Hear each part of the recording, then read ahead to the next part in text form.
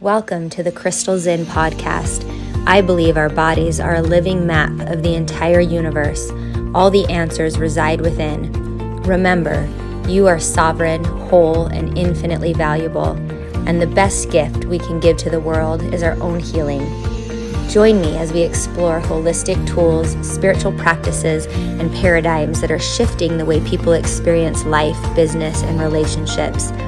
I love to share education on the most recent medical research and cutting-edge technology on anatomy, neurology, trauma, development, and more to give us a foundation in understanding how to align, utilize, and upregulate our physical systems. Ultimately, this podcast is a witness and support to people on their journey of remembering, an inspiration for all of us to keep going, and a reminder that we are not alone.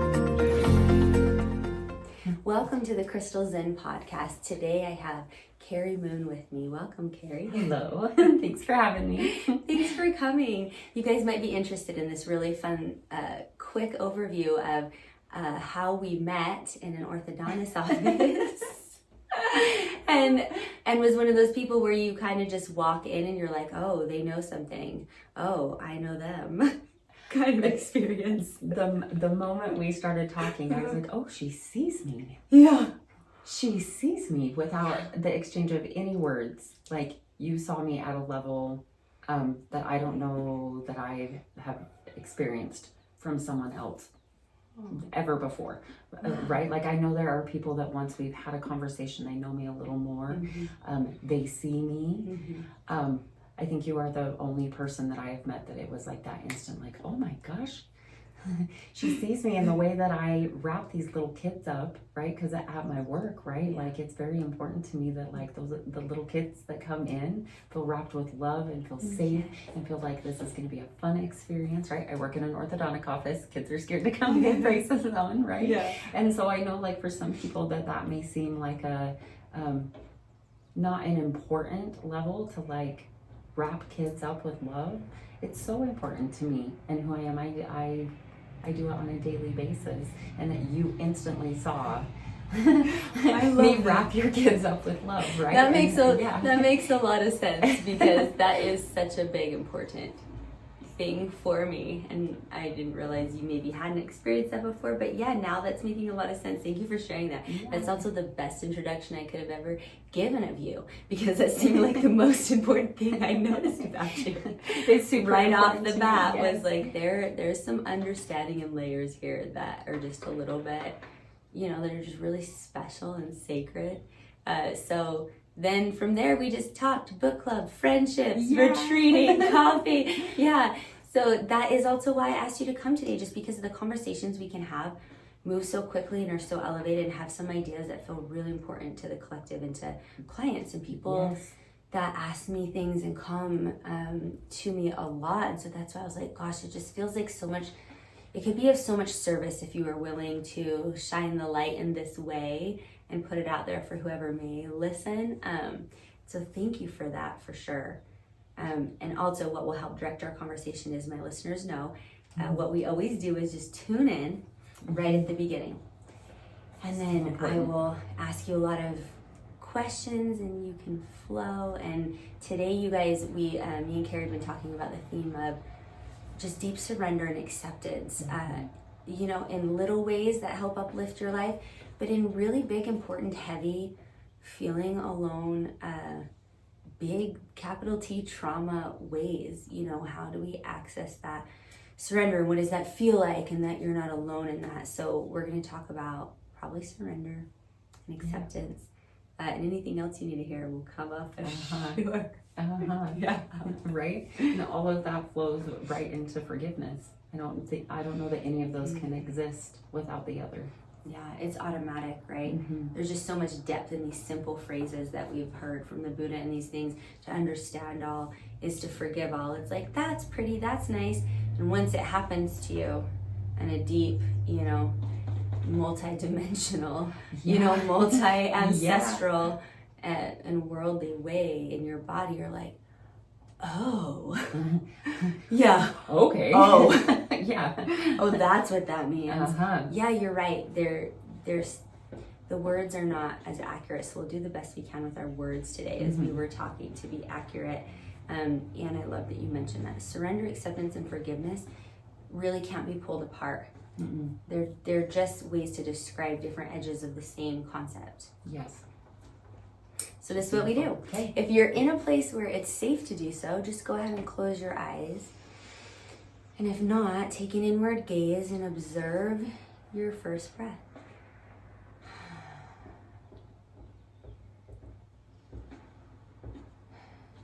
Good. Do less and attempt to release the belly on the inhale. The way your anatomy works, the diaphragm will move down and the belly will move out on an inhale.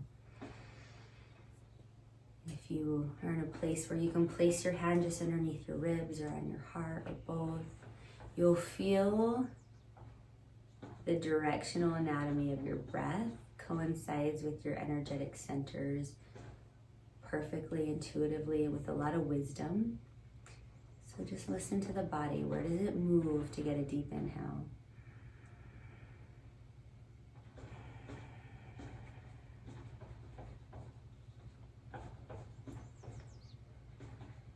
And acknowledge and welcome any things that are coming up. Emotions, mind stories, and eventually just sensations. Just sensationalize it. This feels hot, this feels warm, this feels expansive, this feels heavy, there's a pain in my shoulder, whatever it is for you.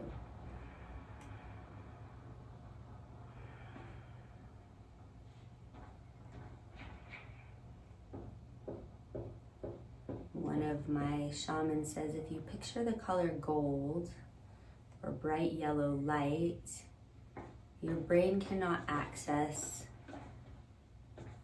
lower levels of functioning, and that actually triggers and signals to all of us healing, peace, and calm. So we're just gonna envision that color, bright, bright, bright gold or yellow light.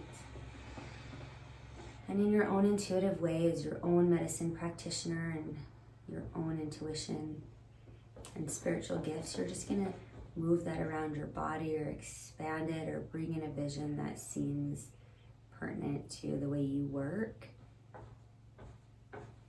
in a meaningful way.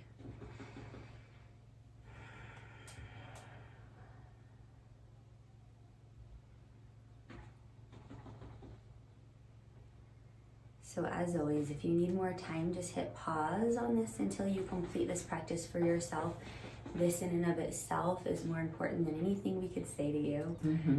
And if you feel complete, just exhale, blink your eyes open, come back. Look at your body if you need. Okay. You know how I've learned to check all the things? Well, by messing up all the things. Yeah. I learn everything by making a mistake. I learned. Have you ever learned anything from not making a mistake? I doubt it. I don't think. See, I've definitely heard things. People have told me things. Yeah. But until I've done the wrong thing, I don't know that I've learned it. Right? I used to always have a belief. So growing up as a little girl, my dad would always say, we can do this the easier way or we can do it the hard way. And my stubborn self was like, fine, we're going to do it the hard way then, sir. Right? Thank you for the, Yes, and so thank you for the illusion of an option. But we're going to do it. We're going to do this the hard way then because I am defiant and stubborn. And so here we go. So great lessons. Great lessons in making mistakes, right? I think there are people that can access the easy way, whatever that means, Yeah, proverbially. I'm not one of those people. No, it hasn't seemed to be my path either. I'm like a forward motion person. Like I'll just jump in and then I'll learn to swim, right? Like I'll just jump out of the plane and then learn how to build a parachute. But you know my little guy, I think he's one that sometimes can learn things the easy way. Because he's he listens, he follows directions, he seems to internalize other people's learnings without having to make all the mistakes. And that might be the only first person I've ever seen do that. Agreed. I can very much see that in your little guy. Very much, Sure right? The way that he speaks, the way he presents himself. Yeah. So when Crystal and I get talking too long at the office, because we can get talking, right? Her sweet little guy had said the one time so politely, excuse me, I'm very hot right now. Can we go, please? I hate to interrupt. I'm very hot right now. Do you remember? So darling, right? Yeah. So polite. We've been here quite a long time, and I'm starting to sweat through my. Can we please? That's the end, right? Yeah. So respectful and kind, like just knows that. Yeah, I love that. Well, I wonder if you would tell us just a little bit about. And you can decide, how sort of overviewy or the things that pull out that feel important to you about this theme of surrender and forgiveness. I think it might be important to know where you come from and how you got to a place where you are now sharing the light. And I'm doing that with air quotes for my audio people, because Keri is sharing this beautiful program right now, which is what I really wanted to kind of culminate our conversation on about the creation of what comes out of our struggles, our suffering, our learnings to surrender. And Keri's got a beautiful journey she's weaved through and not ended, but right now, her sharing of that is called Share the Light. Yes. Yeah. Yes. So in that journey, I guess I have to take it back quite a ways to like as a little girl. My parents did not like each other at all growing up, right? There's a lot of hate, a lot of hateful words that they would exchange about one another in front of us kids.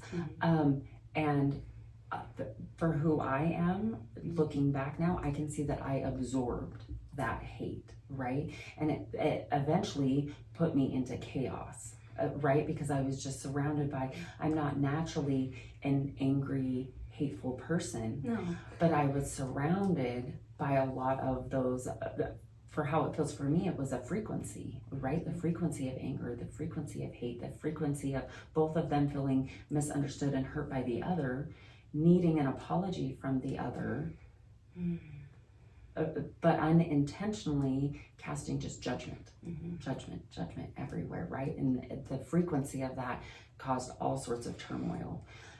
So then moving forward, at 14 is when I met my Josh, right? Josh is the father of my sons.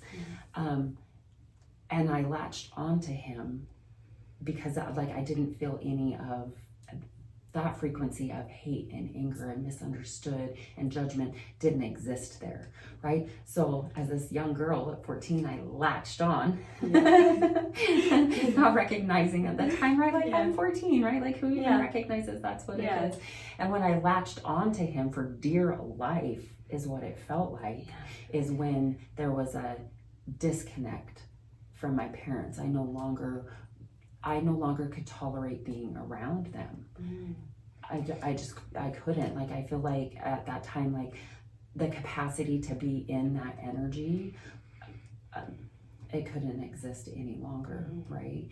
And in separating from that, thinking that I was ready to do all of these grown-up things, right? Like, oh my goodness.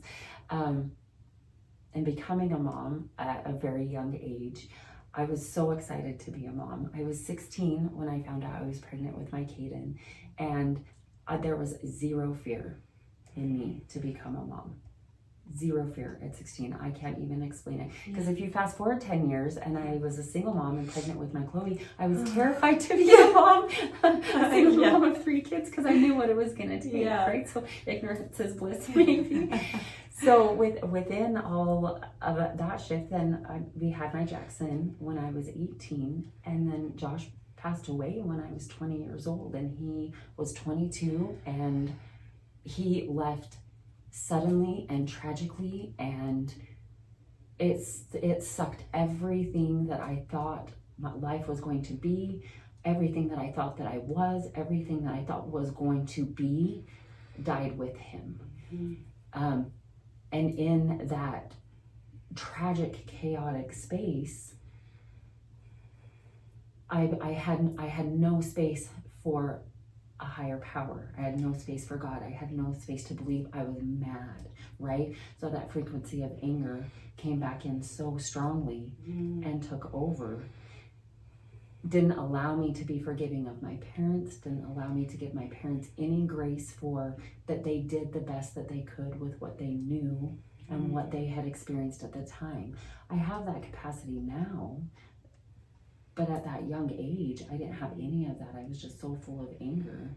And in my journey and my story, that is where meth implanted itself in my life, right? And I fell right into that and just went numb. Yeah. I didn't have the understanding, like my kids were still fed, you know what I mean? Because I'm a single mom, right? I was still doing my very best to take care of my kids, right? Being so stubborn that I didn't need God, I didn't need my parents, that Jesus had no love for me, and that the darkest time in my life was all surrounded within that time period of using hard drugs, right? Yeah. So then the day that, so December 4th, I woke up that morning, and I'm from Wyoming, right? I don't know if any of you have experienced December 4th in Wyoming, but it is windy, it is cold, right? And just everything about my life at that time was dark and dense and heavy, right? I saw no light, I had no hope. The only thing I had was my love for my boys, and I had no idea how I let it get to this point that I was failing them. The pipes were frozen that morning. My little Kaden needed to get ready to go to kindergarten. My Jackson was in preschool. My pipes were frozen. There was no food in the fridge. I was out of drugs. I was out of money.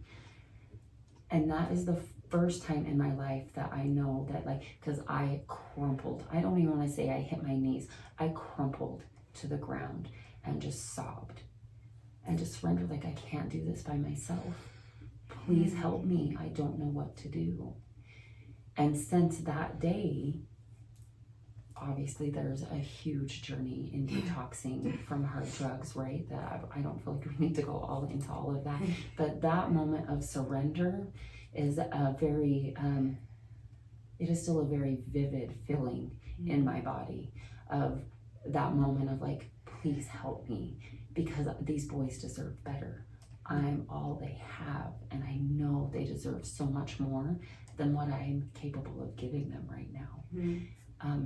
And I haven't touched meth since.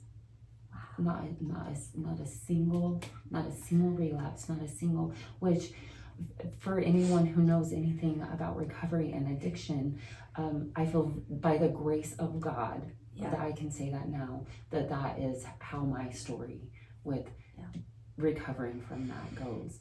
And so each year since that experience, I have been able to recognize a new layer of hope and a new layer of like, oh, I'm capable of this. This layer has presented itself, and each of those layers are surrounded with, oh, I need to forgive myself. So in my journey, what I have found is all the times that I feel like I deserve an apology from my parents for this, or that. How unfair is that? How unfair, because from their experience and their perception, they are not even aware that I'm demanding a silent apology. And so within that space, I have to go within. And when I go within and I find those layers of, oh, I'm going to forgive myself for that. Because whether people in society want to believe it or not, I didn't know any better. And I know that maybe sounds silly to some people, that I didn't know any better to not do drugs. The way that it presented itself and where I was at, the low space that I was at, I didn't know any better. Right? Yeah. I think that's the most important thing that you just illuminated right there too, is that process that we want to shine light on. And for your story, it's so resonant and relatable and gives people texture and opens people's hearts. And that's why I think that part's important. And the pertinent part, like how you got to that, is different for, I think, everybody. How they end up, what brings them to crumple to their knees. I know it was different for me, and it's been many times. And it's kind of a never-ending process. And that moment of deep surrender is such a beautiful, important thing. And it does feel like what you took from that is that method of going there maybe sooner and more willingly, or maybe even recognizing it once someone has gotten to that moment and finally experienced it after not knowing it existed, not knowing better, not knowing how to get there. Sometimes we just have to be shown the first time. Yes. However that happens for you. And then we take that with us as a method. Yes. Like, oh my gosh, we have just now been taught the easy way or the hard way, Yes. like you said, Yes. that this is the method. And once you can feel it, wow, where are we accessing that method in other places? And that's what I wanted to illuminate. It was so beautiful, because the very next thing you said was, I'm recognizing myself coming up against these walls in judgment and requirement with other people, and then applying that surrender, which for you meant now, oh, that death and coming to my knees and forgiveness of my previous self for acting in a certain way. The reason why I brought it up is because I want to be accurate with my language, but as I've evolved through this work of reclaiming the inner child, I've been given a little bit different viewpoint, perspective, ways to talk about it. So I wonder if you'd be willing to explore that with me, maybe add to it. Absolutely. So forgive myself is one aspect of it that's really important. I've been there and I've found that really useful. Like, oh, that actually came up recently for me when I have an associate that's been modeling some behavior that's been really triggering and judgmental for me. And as I've been dealing with this and trying to apply the surrender principle, which I wasn't very good at, but it took me, a couple weeks. When I did, what I realized was I had perpetrated some of that similar behavior I had forgotten about when I was a single mommy. Some things that I had passed judgment on myself were, I couldn't show up. I was a bad mom. I did some things unforgivable. My priorities weren't, in the correct or good way. And I may have hurt other people, namely my children, because of it. So when she was modeling that behavior, I had forgotten about my behavior. And so I was like, like a pit bull on a pork chop kind of about it. Yeah. And that was a signal to me that the method I needed was surrender and compassion. Why don't I have compassion for this? Why don't you have compassion for your parents, right? And then it pointed me to a place where I did need to forgive myself, and that language felt appropriate. And then someone gave me this story. It wasn't actually my auntie, and she was horrified that I would use the language, forgive myself, because she was like, oh, that is also slightly abusive. And I need you to learn a deeper principle. And I was like, what are you talking about? Because I had felt so much relief and healing and thinking about it that way. But seeing kind of the horror on her face, you would like her because she is also a protector of the children. I feel like that is one of the roles and mantles she's been given, like you, in this lifetime. And so whenever she grasps onto something and gets really angry or defensive or protective, I listen, because I'm like, oh, what is this that she's seeing? And she gets very passionate and fired up because she is like, I'm seeing something being perpetrated on a child. And I'm like, what? What did I do? Yeah, show me. Yeah, and for her, she was saying I was perpetrating a kind of abuse on my inner child by thinking about it that way. Anyways, this is all just food for thought. Maybe the listeners can kind of mull this over too. But what she offered me was, there is nothing to be forgiven for that child. So for me, I was 20, actually, maybe wasn't a child, 26 or 27. And it had, we're still children. Yes, I'd say that to her, I was a child, and it had entanglements with like a 12-year-old part of me as well. So the essence of it was a child. And that's what I was picking up on what you were saying too. You were a 20-year-old child, right, in this aspect. And she says, you can couch it like there actually is nothing to be forgiven, because 1, you didn't know any better. 2, your inherent wholeness and innocence actually needs to be not forgiven, but witnessed and reclaimed, held gently, rocked. And what we grieve and mourn for is the lack of love, the lack of loving frequency that you were surrounded in.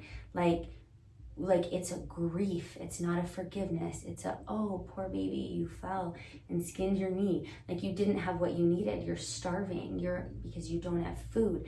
Like that's the sort of emotional, energetic way she was asking me to approach myself in those spaces. Not, you didn't know any better, I forgive you. But there's, like, you would look at, like how you look at my children when they come into the dentist's office. You would never look at them and say, oh, I forgive you for spilling that coffee. You know, right before we started this podcast, I just spilled my entire cup of coffee on our feet and on this rug. And you weren't like, oh, it's, I forgive you, right? You were like, there's nothing to forgive. I see you, let me help you. Yeah. And she drilled that into me. And so that's something that I don't know that I'm great at, but it's something that keeps, luckily, and thank you for offering me that, coming to me in this work that I try to reach a deeper layer of, like, witnessing that person, that child, like myself in that space, in just a very gentler, whole tenderness, Christ-like way. I love that you share that, because that instantly opens up the capacity for me to love my parents as children.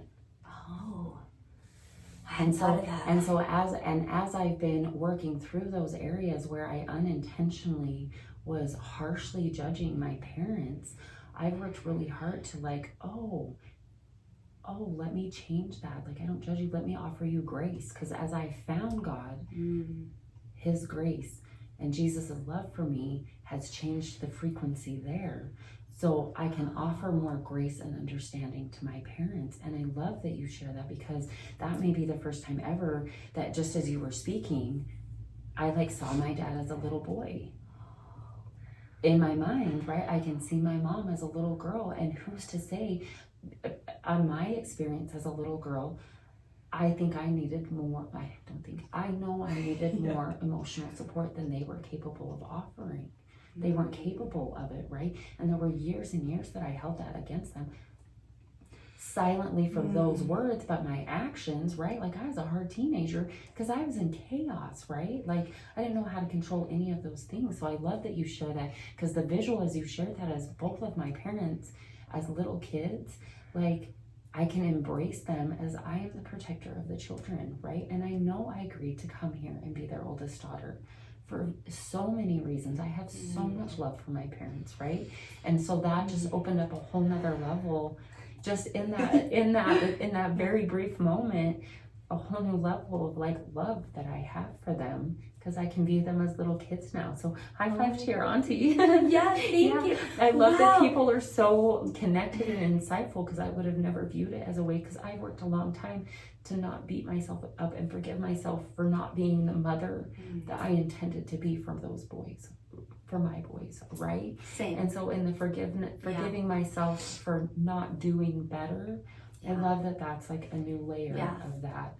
Hashtag me too. Yeah. I see that, and it feels a little deeper, a little more relieving. And I love that you brought that aspect into it, because I haven't really extended that out as much as I should have. And now that you brought that out, me and hopefully the listeners, like, holy cow. You know this trend that's going around on TikTok right now where they're babyifying all these famous people? Yes. And then they're taking their little clips and making them babies? Yes. I feel like that is the message. That is what we need to do, inward and outward, except that you become as little children, right? You cannot enter the kingdom of God. I feel like that line came through pretty pure and unedited. Yeah. For us, there are some things that did make it through all the editing and chaos and intentions.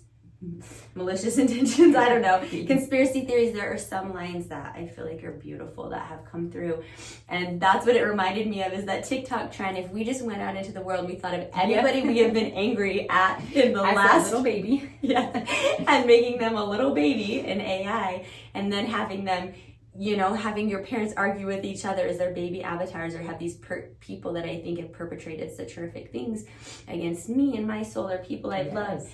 It gives you that perspective of wholeness, and just even a deeper layer to the Buddha. To understand all is to forgive all. And that's why it's not that different, because if we're looking at this one side of the coin going, how do I get from this to forgiveness? And we were talking about, death and a lot of unexpected and shocking things. And how do you take that journey? And that's what I asked you. How did you do that? Because I mentioned the young man that just passed away in my daughter's life, and you shared some of your journey. I was like, but how did you get from here to here? And I think it's that navigation, right? Where your compass is pointed. And so we tend to misunderstand and point the compass at a word called forgiveness. And then we think we somehow have to weave this path to get to what forgiveness means, meaning I now don't hold this other person accountable, or maybe I feel peace in myself, or maybe I now no longer need anything outside of myself to move on. I mean, there's many definitions.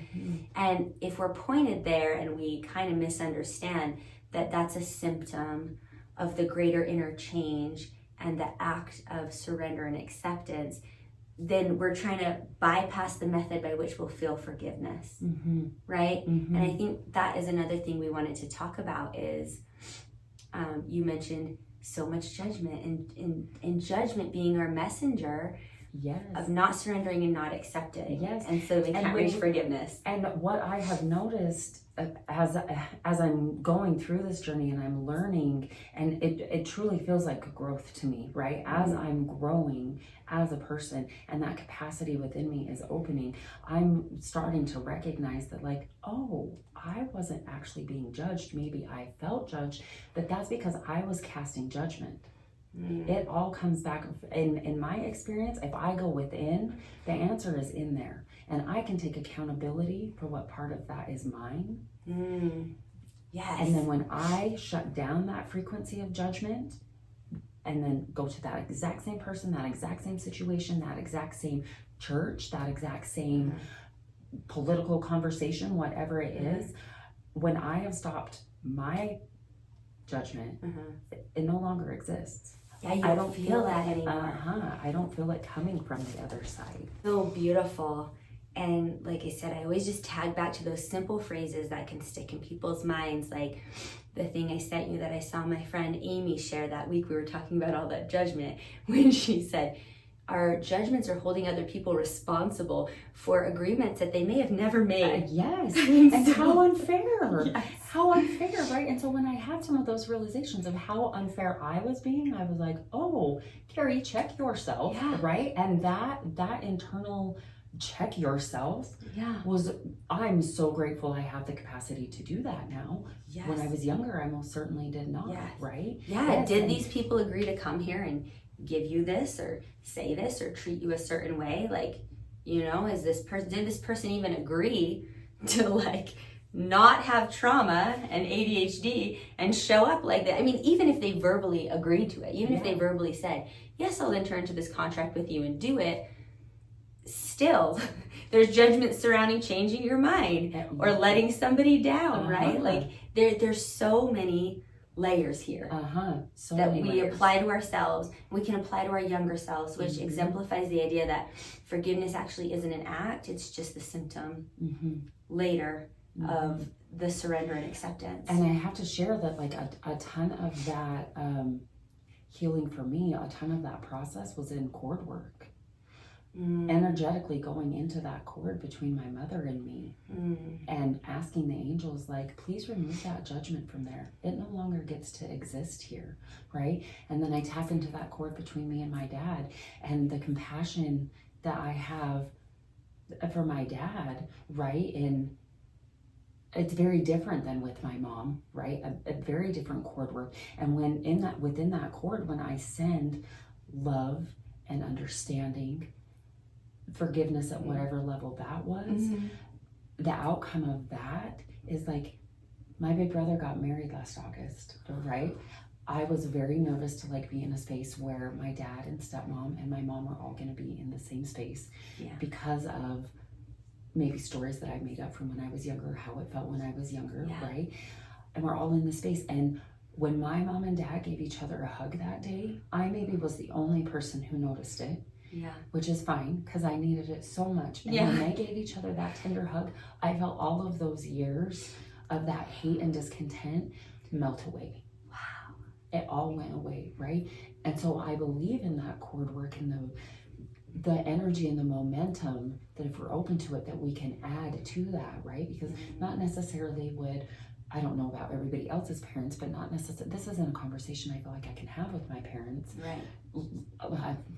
For lots of reasons, right? I feel Yeah. like we all understand that's for lots of reasons, right? Yeah. Not that I don't love them and not that I don't want to have deep conversations with them. I don't want them to feel attacked or bombarded because of what my journey looks like, right? So within that cord work, it's like I can have those conversations with them and send them that love and that healing and that hug. And then they have spoke on the phone 3 times that I'm aware of since then, being kind. Yeah. Trying to like plan something that we can all go and do together, right? Like it has changed like the whole thing of it. Yeah. The whole thing. I don't know what that, like we said earlier, I don't always have the words for it, right? Yeah. It has shifted. But what I hear you saying is it's powerful, and thank you for giving us an actual tool, right? Meditation, cord cutting, and what I hear you saying, any of those methods too are methods with which we only need ourself and our God and spirit, and we can affect things. And it's a going inward. Yes. And it's not just a surrender straight into forgiveness. It's also a surrender into your authentic, honest feelings. It's a witness and a reclamation of what you went through. Yes. No one outside of you can, even at the very best, when someone proposes to show up and do this for you, no one can actually do it better than you, because you were there, you experienced it. Yes. You know what was internalized in your perspective, and so you surrendering to letting that be real in a space where you can actually witness all that does and make a change. within that work, I received the apology that my inner child needed. Yeah. So that I could grow. And so then as that shifts, then the person that I am, the light that I bring, opens up to a way bigger capacity than I even thought was possible. So as all that shifts, and then my sweet little grandma that's on the other side, when I feel her tell me, there was this day that I was like, oh, I've got to hang out with my parents this weekend, right? I was going to Wyoming. So when I go to Wyoming, I try and see like Dad this day, Mom this day, right? Because keep it even and like time with a busy life. And Grandma's message came through like, no, you get to. And since that day, which was just in January, the year of the snake has been incredible for me, shedding so many old things, right? And within that day, every single time that I have spoken to my parents and spent time with them since, it's like that this is a blessing. And I get to spend this time with them. It's not that I have to. And I love that shift. It's been so powerful for me. And I take that light into my Build the Light events, right? Because I would love for more people to get to experience that by going within, finding those areas within that they can take care of, and then just noticing like, whoa, look what that just did, right? And it doesn't happen overnight, right? Like I started practicing cord work, it's been like 4.5 years that I've been practicing that cord work, right? And I have an estranged brother, a baby brother that means the world to me, that in this life, the boundary, like he is not welcome in my home and I will not speak to him. But within that cord, the love that I can send him. And I really truly hope that on his side of things, that there's something blossoming that is changing and shifting for him. I can keep my boundary and I can still send that love for him to find the light. He's been lost in the dark for a really long time. So Build the Light, part of that is those that are lost and suffering in the dark, that those of us that have found the light and are able to amplify the light, we make that bridge as bright as we can, because we will bridge the gap. Oh, that's so powerful. It's so important to me. There's so many powerful things in what you said. And the first thing, I'm like, oh, the first thing you mentioned about unblocking yourself and that expanding the light. I don't know that that's the right verbiage, right? Unblock. But we know the words for it are limited. But reclaiming that. The work you do with people on the other side, I like that it flows into how you're talking, because that is very real for a lot of people. And sometimes they don't have a place to talk about it. If it's not real for you, that's fine. But the people who it is real for, I love how you just weave it into your speech. And that's one thing that I think I picked up on you right away, is those connections and how you work with people on the other side. so comfortably, so powerfully. They're a part of like, you have opened yourself up to welcoming that type of help in your life. And I think that makes a huge difference in the work you do. One, so thank you for mentioning that. And two, the powerful way where you step into and claim the light. It's actually what I would call the definition of true humility, is acknowledgement of weaknesses, darkness, judgment in its full authenticity, and being able to couch that and label that in its accuracy. And the other side of that coin is being able to recognize and speak about and fully allow for the power and the light in its reality and authenticity. And I think that's the area where people actually have more trouble. And so I think that is your second superpower that you bring to all of this, is that you do have that strength in saying, this acknowledgement of this is what happens. And if you diminish that, if you diminish your light, then it sends the message to all of us around you that we should be diminishing our light in some way. And I just said that in a conversation I had with my husband and partner last night. And I said, we're talking about these things, and I know that you're telling me you want me to go on this trip to Italy and expand and enjoy myself, enjoy the deep ancestral work I'll be doing, the space I'll be holding for these women, the experience I'll have with my daughter. You're telling me that. But when you went on a trip last week, you said, oh, I feel bad because my company put me up in a nice hotel. I don't want to tell you that I'm enjoying myself sitting by the pool and that I get all these things because I've worked so hard. I've worked my way up into upper management, and now I'm experiencing these things on my trip, and I don't want to show you my room or send pictures, and I feel bad. That's the rhetoric you're telling me. And so what I was trying to tell him is, your actions are speaking louder to me than your words. And so even though I know you're telling me this, I'm still feeling an interdependent play between us, where I don't know if I can fully expand into this with you as my partner, and you in my energetic field, and you as this important person in my life that I care about, that I'm choosing into. When you're exemplifying that we don't deserve that. So if you don't believe you deserve it, and you can't step into that joy and expansion and abundance and self-worth based on your hard work, I mean, I can choose that, right? Like, we're sovereign, but I can't fully choose into that, right? Absolutely. And what helps free people is your frequency, like you said. So I think that's your other superpower, is your allowance and speech, allowing Josh to be that angel, allowing your cord work and beings from the other side to be that support for you and its power. And then also allowing and acknowledging your light and using the power of it gives us permission and example to also step into that. And so I think that's why your share the light is, there's so many layers to it. Because it's not a verbal, it's not just a verbal message. It's also a lived message. It's also an ongoing process that you're willing to step into. I'm so excited to see what else reveals itself, right? Because I have found, as I learn and grow, next layer. We talked about Mario when he eats the mushroom. Which I really do love that so much, because there's lots of times for me that, like, that is how it feels inside, right? Like, when I've taken care of, like, this layer, healed it, taken care of it, validated it, whatever it is, maybe it's all of the above. And there's that amplification of, like, oh, I'm ready for more, like, let's go, right? And that's very much the nature of who I am. Like, let's get it done then. I'm a very much like, let's handle it. Right? Let's face it.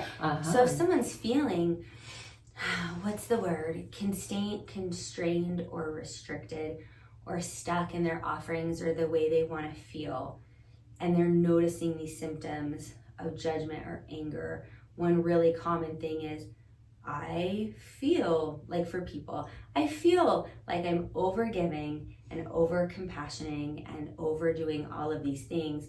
But the story on the other side is I'm not showing up in that way, right? So if somebody feels like they can't access that fullness, and they're noticing a lot of judgment and anger and resentment, and I need an apology and I need this, you know, in your mind, what's the answer to sharing the light? Because I think, like, this path, I'm such a visual person, needs to be drawn. And I think the misconception just within our own selves, not that there's misinformation out there, you may have all the best information, but still somehow what we understand is you're here feeling this, And we're saying, share the light. Or we're saying, get to these beautiful things that are possible, right? Or we're working with addicts and you're saying, you can reach this. But the line from jumping from here to here is this huge chasm and abyss, Yes. an impossible thing. And actually what you're saying is that's not the journey I'm asking you to take. I'm not asking you to traverse this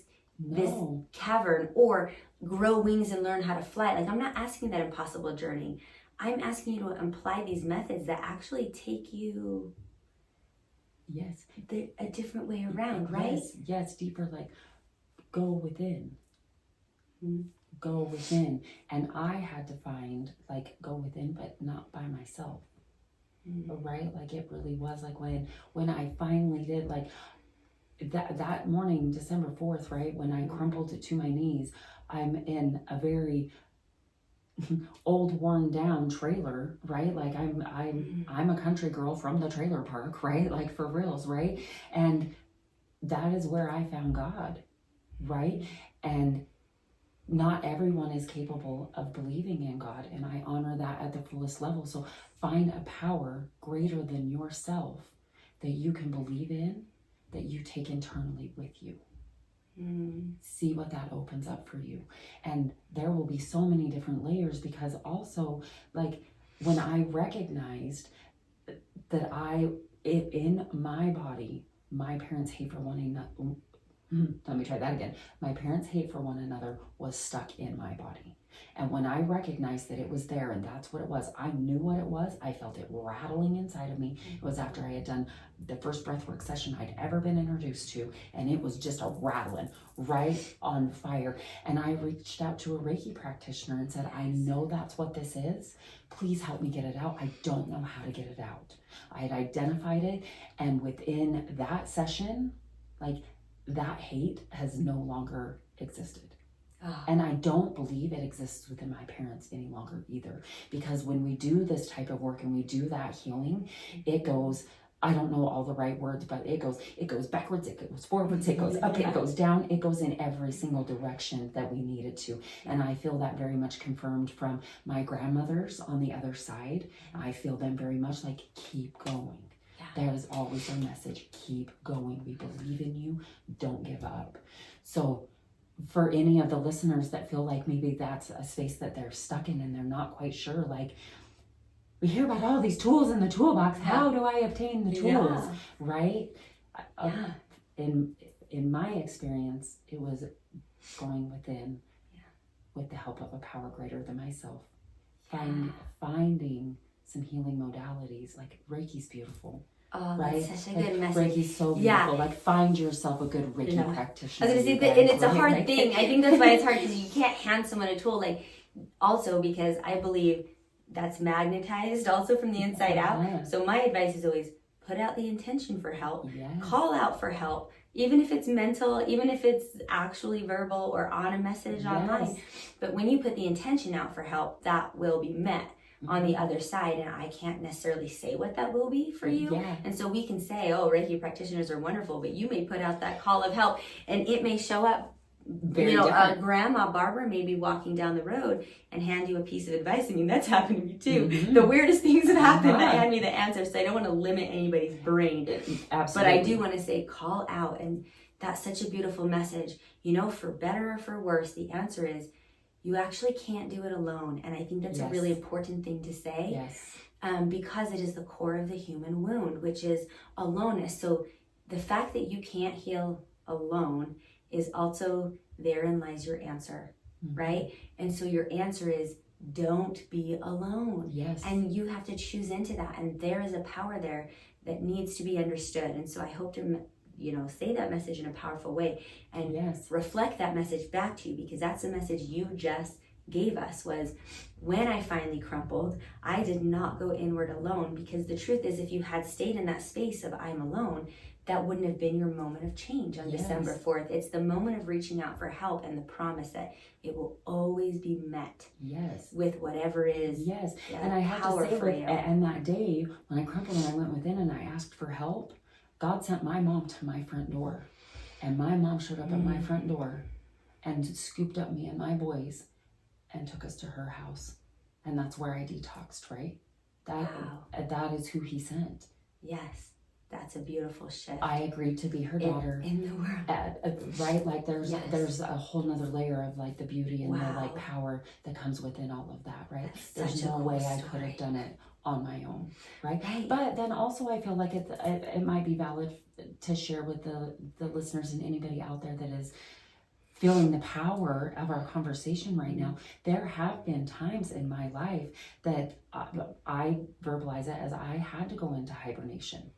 There were those moments in time that I disconnected from almost everyone else on the outside world, regardless. Like I still showed up to work and did the things other than my husband and our children, right? Like I disconnected from everyone else because there were too many pieces pulling at me for me to recognize like, where am I? What am I doing, right? So that's a very valid side as well, that there are moments that the hibernation of the soul, I don't know if that's the right way to... You do need to be, you do need to quiet the noise is how I would say that.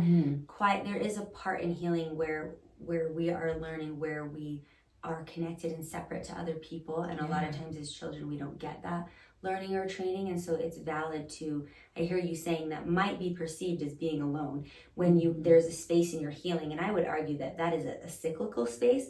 On the monthly and the yearly, I feel the need to be alone and cut myself off from a lot of outside influences, connections, cords, as a part of the healing cycle. And so if you're in a cycle where that's a very big outward thing that you need to participate in to do, that could go on for years, I guess. But the question I want to pose is, where is this thread of you're never alone in that part of the cycle? Yes. Where is that?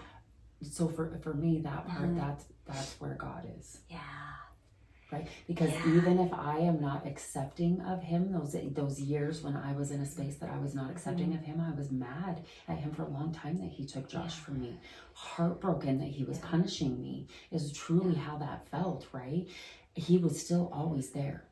Was he? That love, that support, looking back, absolutely was always there.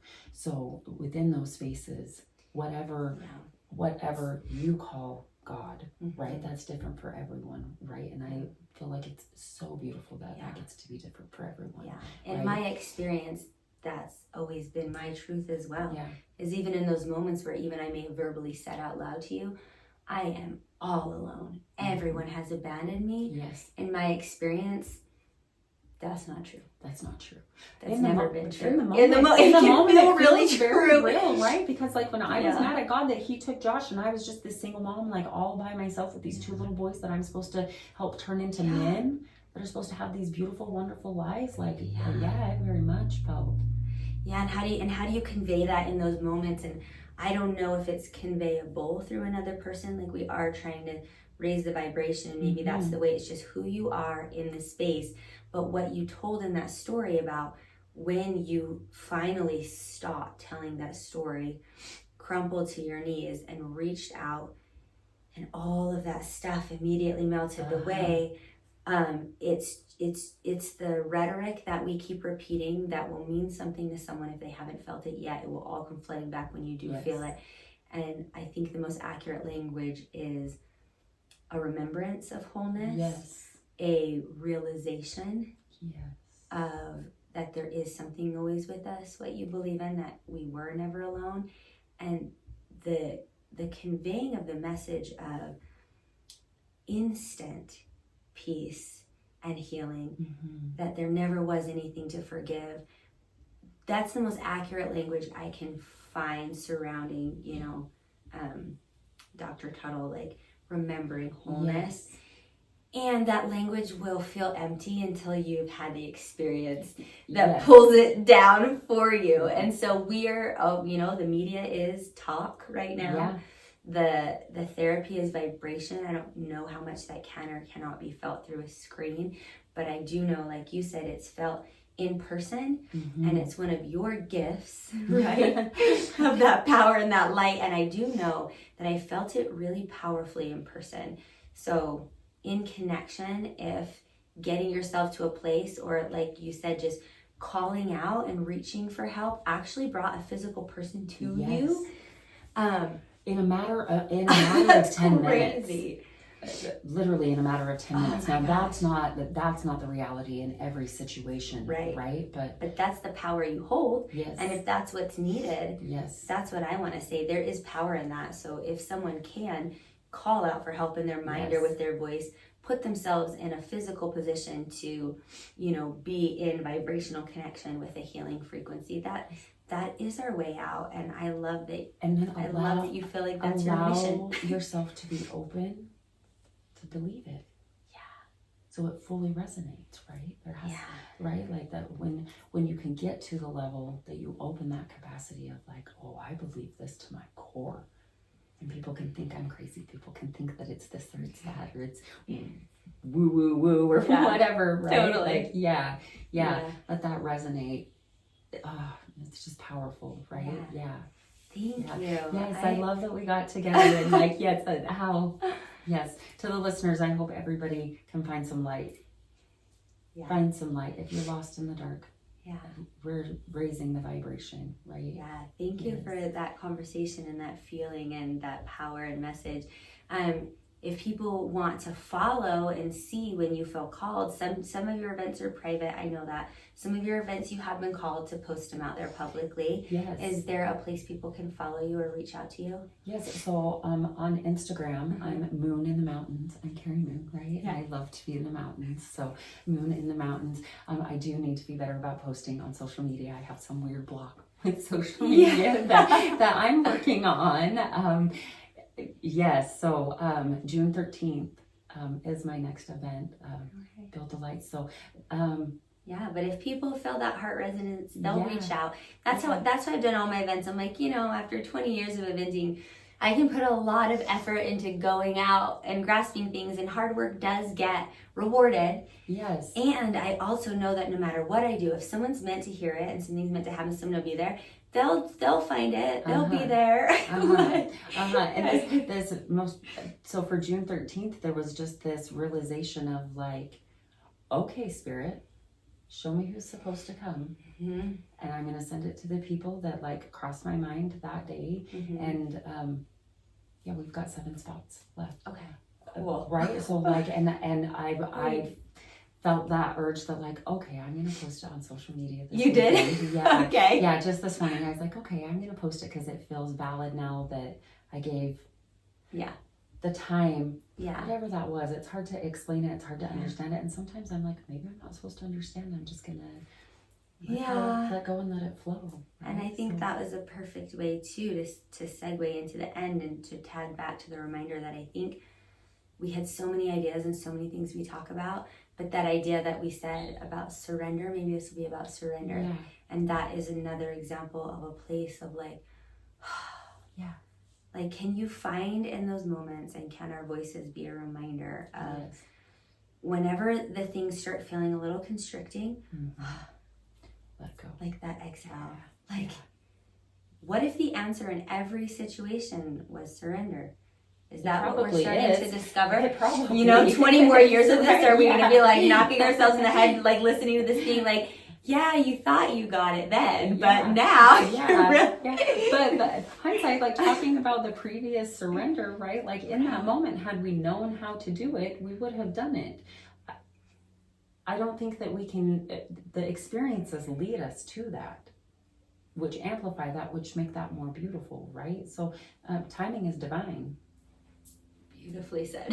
Yes, like that's like, and that's where like, and that's why I put my hands up, because I'm like, oh, let go, let go. You're holding on to it, like you're choking it out. It can't breathe, right? Like let it go. Yeah, on so many areas where I'm like, well, geez. Yes, and thank you for that giggle release too. Oh, you are choking. That reminds me of my other little one that and she's like, I love this cat so much. It's so fluffy.